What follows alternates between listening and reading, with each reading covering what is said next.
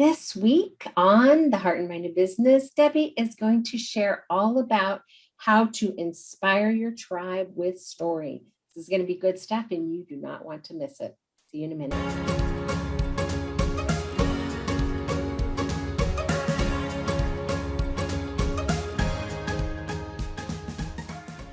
Welcome to the Heart and Mind of Business. This week, we are going to be talking about something that is super interesting to me. And of course, as an author and someone who helps other people with their book, I Love Story. And Debbie is going to tell us how to inspire our tribe with story.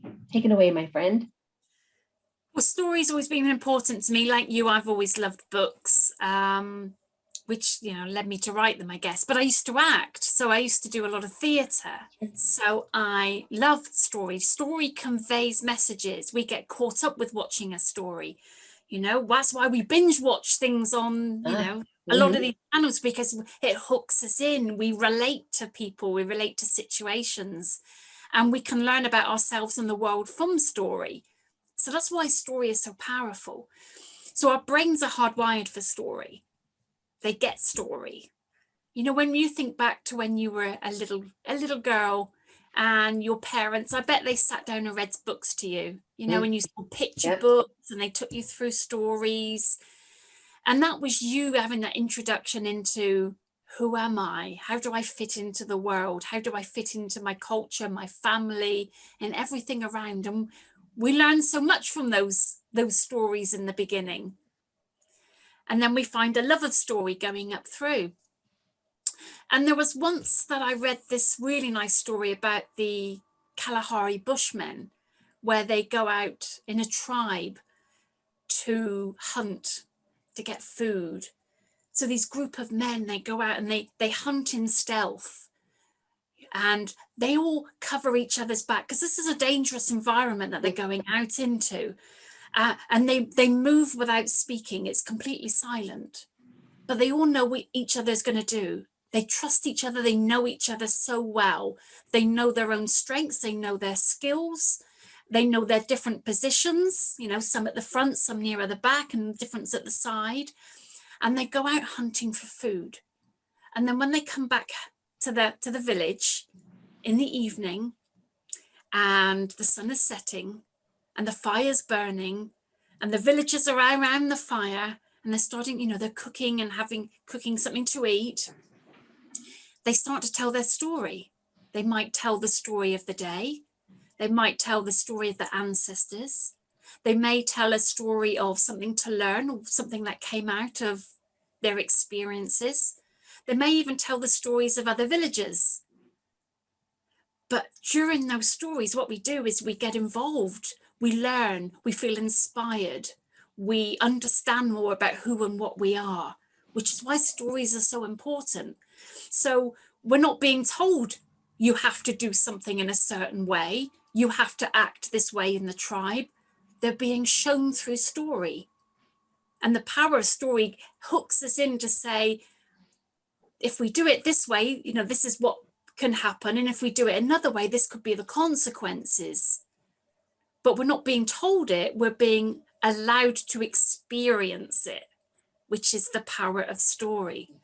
So when I do things like making connections with people, even on Zoom networkings, even in a 60 seconds, I'll give them a story.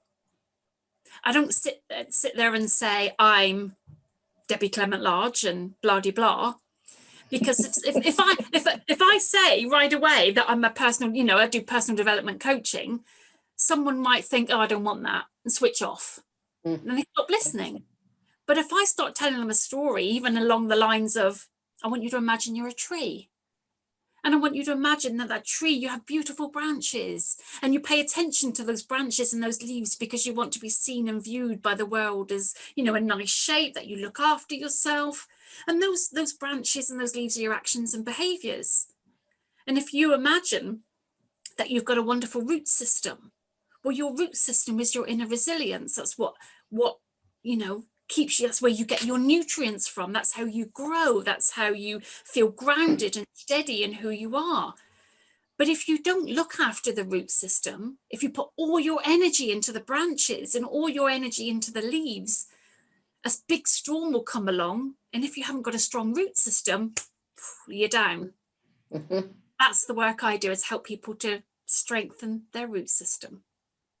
So what a great way to say, I help people with personal development, right? Without saying, I help people with personal development, right? You used a story to make them go, to pay attention to start with, right? Because Yeah. we pay attention to stories, right? That's Yeah. why we read and watch TV, and that's, Exactly. we love entertainment. We're entertained by stories. So you get them to pay attention and then subtly say, oh, that's what I do. Yeah. That, Yeah. that piece is what I do. That's a If you, brilliant way to use story. yeah. If you want to find out a little bit about, your inner resilience, and, you can put a link in the chat to them, or, so that they're already then interested. Actually, I don't feel I need to change. We don't always want to say I need to change. Sometimes Right. we realize it, and other times, but we can be inspired to think differently. We can be inspired to be open and receptive to new ideas. But when we're told we've got to do it, we can often, our defenses and the walls come up, and it's a bit like, no, I'm right, you're wrong. I'm good. I'm Yeah, good. exactly. Well, I think Exactly. that goes back to we're not always problem aware, right? So sometimes we have to use story to help people become problem aware, Yeah. realize, oh, maybe I do have a problem. And then you can say, I can help you with that. Now you make them a solution aware, right? Oh, I have a problem and there's a solution, right?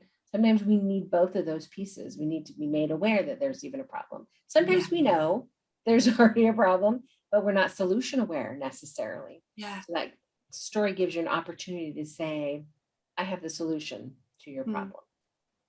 And I can story help can you with that. also, yeah, and story can also help us to allow ourselves to spend money on something for ourselves.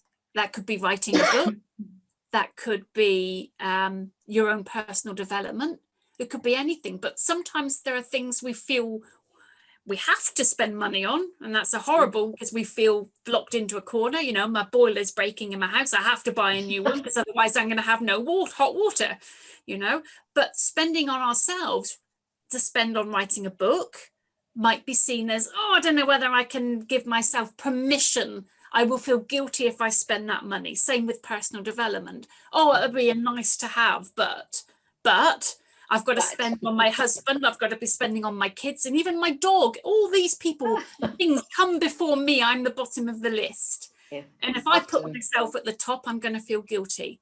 But actually, when your cup is full and you feel good with your inner resources, like, because I've written a book, they've worked with you and I've produced something which is really going to support the journey, or they've done some personal development work with themselves, you find your cup of inner well of resources is overflowing, and then you've got more to give. So you can share the story of your transformation, your journey, to inspire other people to their own transformation.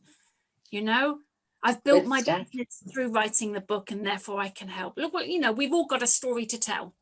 We do. Everyone has a book in them. Not everyone is willing to be vulnerable enough to bring that book out.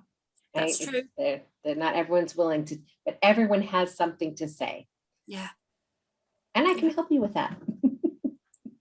Yeah, absolutely. And if you want the belief to help you to write it, then I can help you with that. You can help with that. That's right.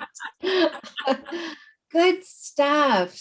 Good stuff. Thank you. Thank you. Thank you guys again for showing up and supporting us. We love that you come every week and pay attention to what we have to say. We hope that we're giving you value and creating something valuable in your journey of life. So thank you so much. Don't forget, while you're here, to subscribe to our channel, click the notifications so you know when we're going live. Even though every Wednesday we are right here waiting for you to join us. But thank you. We appreciate you so much. Have a really great week. And we'll see you soon. Next week.